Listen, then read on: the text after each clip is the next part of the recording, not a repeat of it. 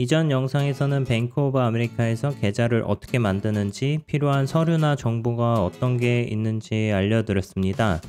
미국 첫 은행 계좌를 뱅크 오브 아메리카에서 만든 이유가 크레딧 없이도 주소가 명확하지 않아도 잘 만들어주기 때문이라고 말씀을 드렸는데, 한 가지 이유가 더 있었습니다. 뱅크 오브 아메리카에서는 크레딧이 없어도 크레딧 카드를 만들 수가 있어요. 그래서 이제 첫 은행 계좌로 이제 뱅크 오브 아메리카를 선택했던 건데, 미국 은행이나 이제 카드사에서는 크레딧이 없으면 신용카드를 만들어주지 않는 곳도 굉장히 많습니다. 근데 이제 뱅크 오브 아메리카에서는 크레딧이 없어도 계좌도 잘 만들어주고 신용카드도 만들어줍니다. 그래서 이제 저는 계좌를 만들면서 신용카드로 같이 만들었는데요. 이번 영상에서는 크레딧이 없는데도 이제 크레딧 카드를 만들 수 있는 방법에 대해서 알려드리도록 하겠습니다. 크레딧 카드라는 이름 그대로 크레딧이 있어야 만들 수 있는 게 신용카드인데, 미국에 이제 막 이민 온 저 같은 사람한테는 이제 크레딧이라는 게 있을 수가 없겠죠. 그래서 한국에서도 마찬가지지만 미국에서 돈을 벌고 그다음에 돈을 쓰고 돈을 빌리고 잘 갚아야지 신용 점수가 쌓이는데, 저는 미국에서 태어나서 미국 시민권이 있었지만 미국에서 경제활동을 한 적은 없었기 때문에 크레딧 점수 자체가 없었습니다. 이제 미국에 크레딧이 없어도 뱅크 오브 아메리카에서 크레딧 카드를 만들 수가 있는데요. 이게 물론 우리가 일반적으로 알고 있는 신용카드와는 약간의 차이점이 있습니다. 크레딧이 없어도 만들 수 있는 신용카드를 Secured 크레딧 카드라고 하는데요. 보통의 신용카드는 이제 사용 가능한 카드 한도는 있지만 미리 그 한도만큼 돈을 넣어놔야 하진 않잖아요. 근데 이제 Secured 크레딧 카드는 카드의 한도만큼 돈을 미리 담보로 은행에 줘야 합니다. 그래서 이거를 Security Deposit이라고 하는데요. 제가 뱅크 오브 아메리카에서 크레딧 카드를 만들 때는 최소 $200에서 최대 $5,000까지 가능하다고 하더라고요. 그래서 일단은 최대 $5,000로 해달라고 했어요. 근데 이때만 해도 시큐리티 디파짓이라는 게 뭔지 잘 몰랐어요. 그리고 이제 카드를 만든 바로 다음날 뱅크 오브 아메리카 계좌에서 넣어놨던 돈 중에서 $5,000가 시큐리티 디파짓으로 바로 빠져나갔습니다. 이때 정한 그 시큐리티 디파짓만큼이 그 카드의 한도가 되는데요. 만약에 시큐리티 디파짓을 $200로 설정을 하고 $200만 냈다면 그 카드는 $200까지만 사용이 가능합니다. 물론 이제 보통의 신용카드처럼 $200를 다 사용하고 바로 $200를 갚으면 다시 $200만큼 사용이 가능한데요. 근데 미국에서는 크레딧을 쌓을 때 크레딧 카드의 한도만큼 100% 다 사용하고 갚는 거를 별로 좋아하지 않는다고 들었어요. 그래서 보통 카드 한도의 70에서 80%까지만 사용을 하고 유지를 해야 크레딧을 쌓는데 유리하다고 합니다. 여기서 카드 한도를 CL이라고 하는데요. 크레딧 라인 또는 이제 크레딧 리밋이라고 하고요. 예를 들어서 크레딧 리밋이 이제 $5,000면 80%인 $4,000까지만 사용을 하고 더 이상은 사용하지 않고 일부를 갚고 또 사용하는 게 크레딧에는 유리하다고 들었습니다. 그래서 저는 이민 초반에 이제 아무래도 사용할 일이 많겠다 싶어서 맥스인 $5,000까지 설정을 했는데요. 이때까지만 해도 그 시큐리티 디파짓이 뭔지 잘 몰랐어요. 시큐어드 크레딧 카드가 우리나라의 그 선불 카드랑 비슷하다고 생각을 했었거든요. 그래서 얼마의 돈을 미리 넣어놓고 그 안에서만 사용 가능한 카드인 줄 알았어요. 그래서 제가 $5,000를 시큐리티 디파짓으로 넣어놓으면 $5,000 안에서 까먹으면서 사용을 하겠구나, 그리고 이제 부족하면 돈을 더 채우면 되나 보다 이렇게 생각을 했거든요. 근데 이제 그게 아니었습니다. 이제 시큐리티 디파짓 $5,000는 말 그대로 그냥 담보고요. 만약에 이 카드로 $1,000를 사용을 하면 이 $1,000는 담보로 넣어놓은 $5,000에서 까져서 그 담보가 $4,000가 되는 게 아니라 담보는 그대로 있고 $5,000는 그대로 있고 그 다음에 내가 사용한 $1,000는 그대로 갚아야 됐습니다. 별도로. 그래서 그러면 내가 넣어놓은 그 담보 5,000달러는 도대체 언제 돌려받게 되는 건지 궁금했어요. 그래서 이게 그 제가 카드를 만들고 받은 서류인데 이 서류의 시큐리티 디파짓이 뭔지 어느 정도 이제 자세히 설명을 하고 있어요. 근데 이제 카드를 만들 때는 이런 서류나 이런 거를 자세히 볼 여력이 없어요. 그래서 그냥 받고 이제 나중에 알게 됐는데, 이 서류에서 보시면 먼저 이제 제가 지불한 시큐리티 디파짓은 카드를 해지를 하거나 아니면 계좌를 닫으면 바로 돌려준다고 합니다. 이거는 뭐 당연한 거고, 그리고 이제 뱅크 오브 아메리카에서 제가 만든 계좌랑 함께 이제 여러 가지 크레딧 히스토리를 주기적으로 체크를 해서 내가 자격이 되면 그때 그 돈을 줄 거라고, 돌려줄 거라고 설명을 하고 있어요. 그래서 모두가 자격이 되는 건 아니라고 하는데, 그럼 이제 자격이 안 되는 사람들은 이 돈을 카드를 해지해야만 돌려받을 수 있겠죠.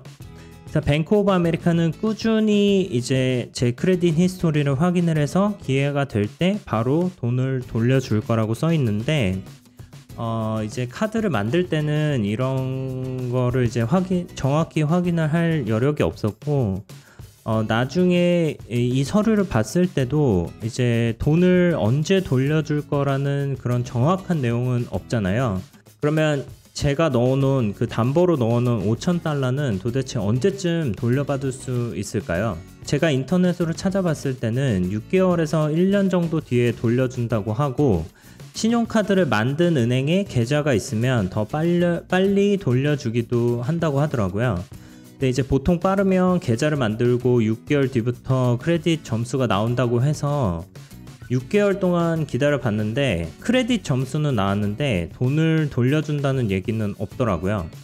그래서 그렇게 조금 더 기다리다가 카드를 만들고 거의 한 9에서 한 10개월 만에 얼마 전에 시큐리티 디파짓으로 넣어놨던 5,000달러가 다시 제 뱅크 오브 아메리카 계좌로 들어왔습니다. 그래서 정확히 언제 이게 담보로 맡겨놨던 돈이 들어오는지는 사람마다 다를 수도 있는데, 모두가 9개월이 걸리지는 않을 것 같고요. 어떤 사람들 얘기로는 훨씬 빨리 들어왔다는 분도 있고, 어떤 사람들은 1년이 걸렸다는 사람들도 있다고 해요. 그래서 이 시큐리티 디파짓을 넣을 때 이 돈을 최대 1년 동안 넣어놔도 되는 돈인지 어느 정도는 생각을 해보시고 정하시는 게 좋을 것 같습니다.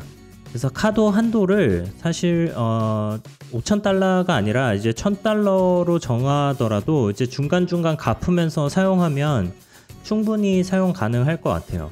크레딧 카드는 만들고 나서 얼마 뒤에 받을 수 있을까요?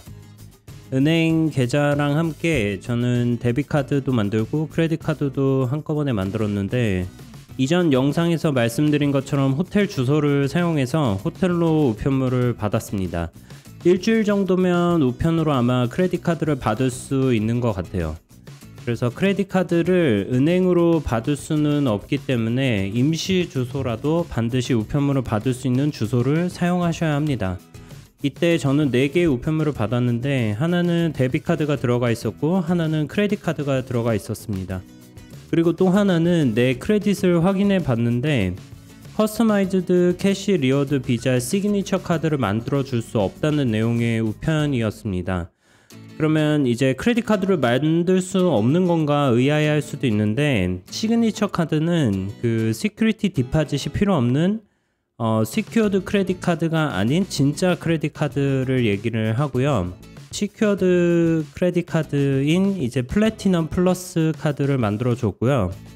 보통은 이제 시그니처 카드는 이제 한도를 넘어서도 쓸 수 있는 이제 진짜 크레딧 카드가 되고요. 플래티넘 플러스 카드 같은 경우에는 카드 한도가 있다고 생각을 하시면 되는데, 보통은 이제 시그니처 카드가 그 리밋이 없기 때문에 플래티넘 플러스 카드보다 더 높은 등급의 카드라고 생각을 하시면 됩니다. 그래서 어쨌든 저는 크레딧이 없기 때문에 시그니처 카드는 못 만들고 대신 이제 시큐어드 크레딧 카드인 플래티넘 플러스 카드를 만들어줬죠. 그리고 만약에 미국에서 처음 신용카드를 만들면 크레딧을 쌓기 위해서 되도록이면은 데뷔 카드보다는 크레딧 카드를 많이 사용하기를 추천드립니다. 이게 과소비를 하라는 뜻이 아니라 지출해야 하는 일이 있으면 이왕이면 새로 만든 카드를 사용하는 게 이제 데뷔 카드를 사용하는 것보다는 크레딧을 쌓는데 유리할 수가 있고요.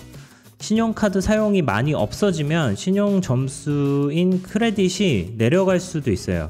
이거는 제 경험담인데 제가 2022년 12월부터 2023년 2월까지 한국에 있었는데 이때 고정지출 몇 가지를 제외하고서는 미국에서 크레딧 카드의 사용이 거의 제로에 가까웠어요.